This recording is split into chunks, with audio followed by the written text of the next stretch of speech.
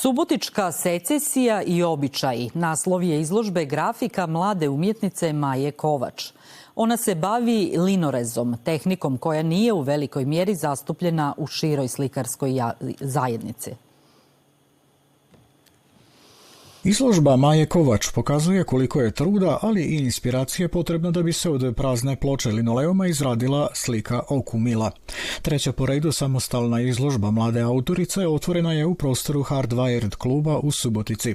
Otvorio ju je povjesničar umjetnosti Branimir Kupilović. Za Suboticu, naravno, atraktivno za subotičku publiku. Nemamo često prilike gledati izložbe na kojima je linorez, tako da sam siguran da će to biti jedan dodatnih motiva zašto bi publika došla pogledati ovu izložbu. Njezini radovi su poprilično linearni, njih odlikuje jednostavnost bez suvišnog gomilanja detalja.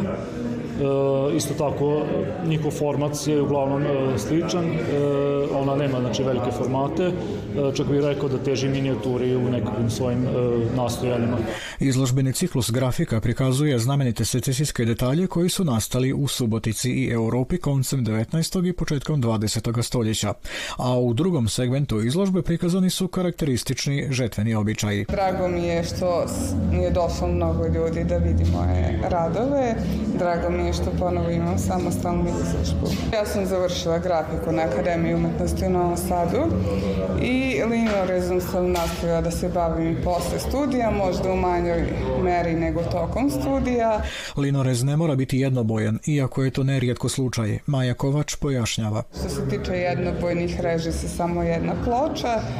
Na ovdje imamo 3 boje, potrebne su 3 ploče, svaku izrezati, štampati posebno sloj na sloj i onda je grafika gotova. Na odsjeku grafike u Akademiji umjetnosti u Novome Sadu diplomirala je Maja Kovač u klasi profesora Aleksandra Botića 2018. Potom postaje članica Hrvatske likovne udruge CroArt u Subotici, a članica je i Saveza udruženja likovnih umjetnika Vojvodine.